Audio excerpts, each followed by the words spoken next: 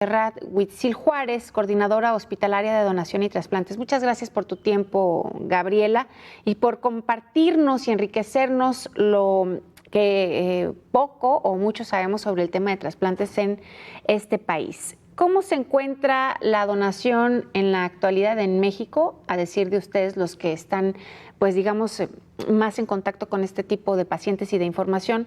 ¿Y qué es lo que tendríamos que mejorar, Gaby? Hola, pues muchísimas gracias antes por la invitación para este tema tan importante para todos nosotros.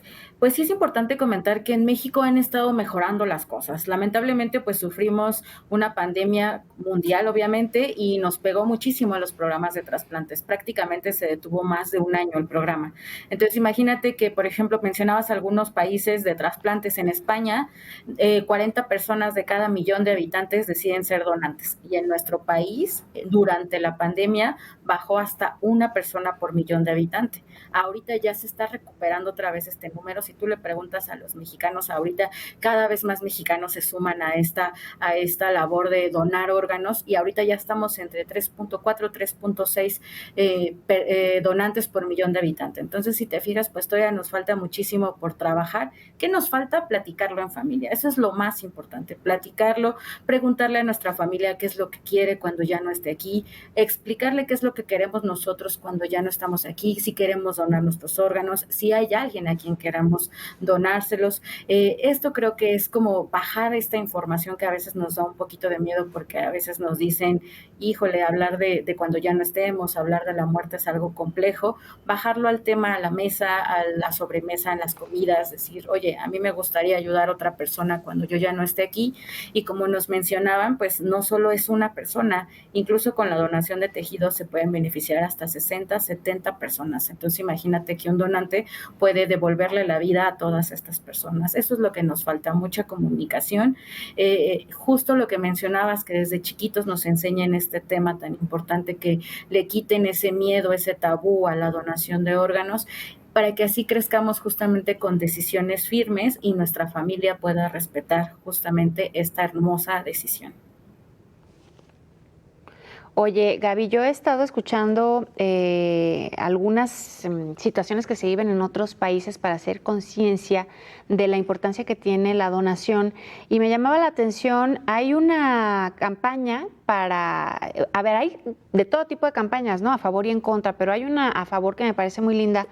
Un bebé que no para de llorar hasta que llega a las manos, a los brazos de un hombre y entonces deja de llorar y ahí lo que se ve o lo que se trata de explicar es que esta persona recibió el corazón de la mamá de este bebé que había fallecido en el parto.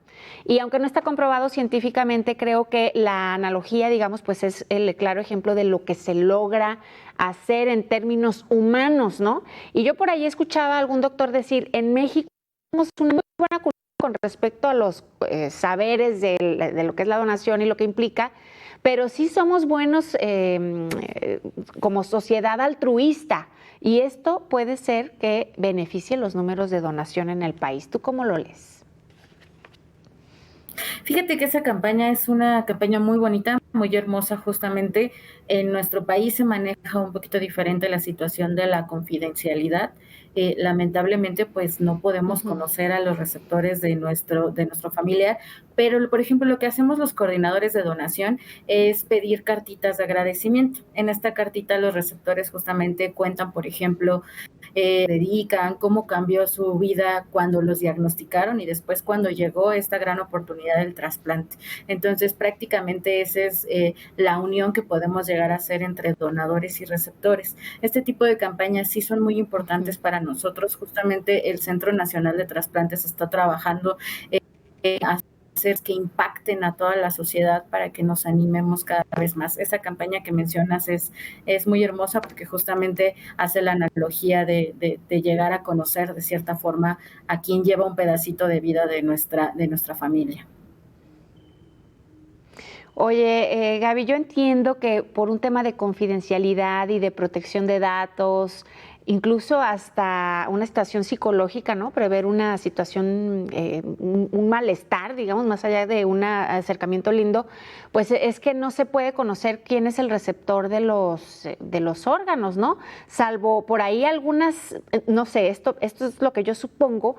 Recuerdo un caso allá en Oaxaca de un cuate, un chavo que es, por cierto, era de procedencia argentina, uruguaya, no lo recuerdo muy bien, que fue asesinado a machetazos, ya sabes, en este país, bien inseguro. Pero bueno, ese es otro tema. Y los familiares vinieron del país de origen de este cuate y decidieron donar algunas, pues lo que se podía donar de este chavito, ¿no? Y a mí me pareció que pues es una buena idea que en agradecimiento los receptores puedan comunicarse con la familia del chavo. No sé si hay excepciones o si esto fue una casualidad o rompieron la ley. ¿Qué fue lo que pasó ahí, Gaby? Pues realmente como tal sí debemos manejar una confidencialidad estricta. El Centro Nacional de Trasplantes nos los pide así y la ley también. Entonces, cuando uno publica, por ejemplo, que mi familiar fue donador, no hay ningún problema. Sin embargo, yo como familia no puedo saber en dónde qué órgano, en qué persona. Pudiese yo saber, por ejemplo, a lo mejor en qué hospital o en qué estado, porque incluso algunos trasplantes se realizan en otros estados de la República de origen. Por ejemplo, el órgano la donación fue aquí en la Ciudad de México y a lo mejor el corazón terminó en Monterrey, por ejemplo. Entonces puede ser que el estado de la República está ese pedacito de vida, sin embargo no pueden conocerse. ¿Qué es lo que pasó en ese caso? Pues bueno, la familia justamente decidió hacerle un homenaje a su hermano, a su familia que había donado, y pues justamente se cuidó a los receptores que no podían conocerlo. De hecho, ese mismo día que se realizó la donación hubo muchísimos trasplantes en toda la Ciudad de México y se tuvo justamente que tener mucho cuidado con esta información. En teoría no deberían conocerse directamente más que por estas cartitas de agradecimiento para justamente poder evitar algunos conflictos. Oye, pero Gaby, y a ver, cuéntame, porque he estado escuchando por ahí. Perdón, perdí la comunicación unos segundos contigo y aproveché para hacerte esta pregunta que me parece que muchos tenemos duda con respecto a ello. Hay por ahí quienes dicen que en México no tenemos la infraestructura necesaria y la verdad es que no lo dudo ni tantito, porque si para otras enfermedades hay problemas, no quiero pensar a los retos que se enfrenta la medicina cuando se trata de un tema de donación aquí en este país.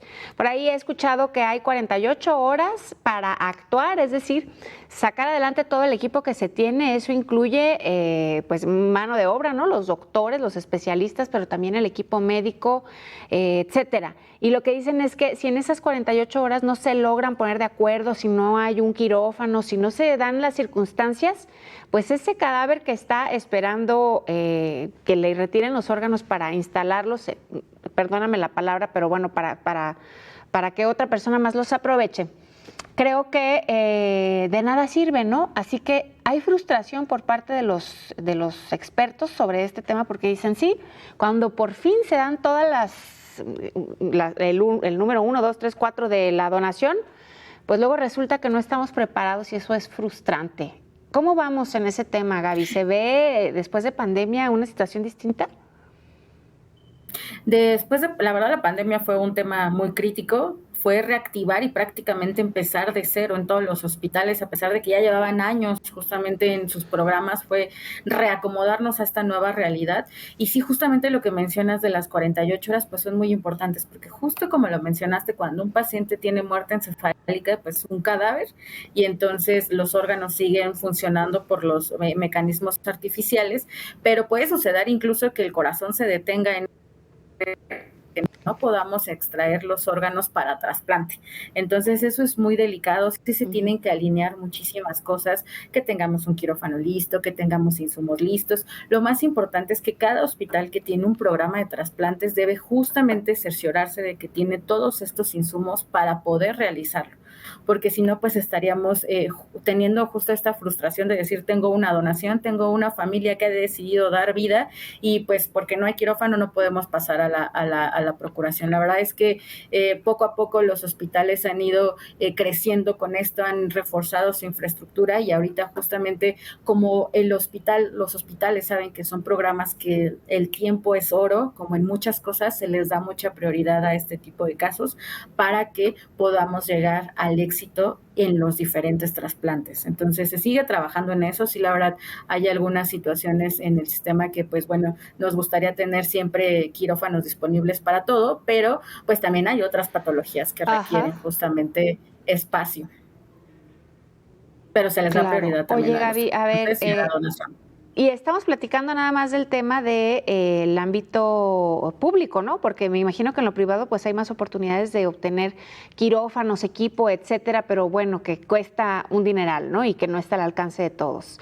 Gaby, yo quiero preguntarte porque he estado leyendo también sobre la medicina regenerativa, una apuesta que se hace para que los mismos tejidos u órganos dentro de un ser humano que están, digamos, no funcionando adecuadamente o que no están funcionando adecuadamente, puedan tener una mejor calidad de vida. Esto quiere decir que no es que te va a rejuvenecer, por ejemplo, el riñón o, en fin, otro órgano, pero sí que te va a ayudar a que tengas una calidad de vida mejor. La regeneración, la medicina regenerativa se está tomando en cuenta o esto es una rama totalmente distinta al tema del trasplante.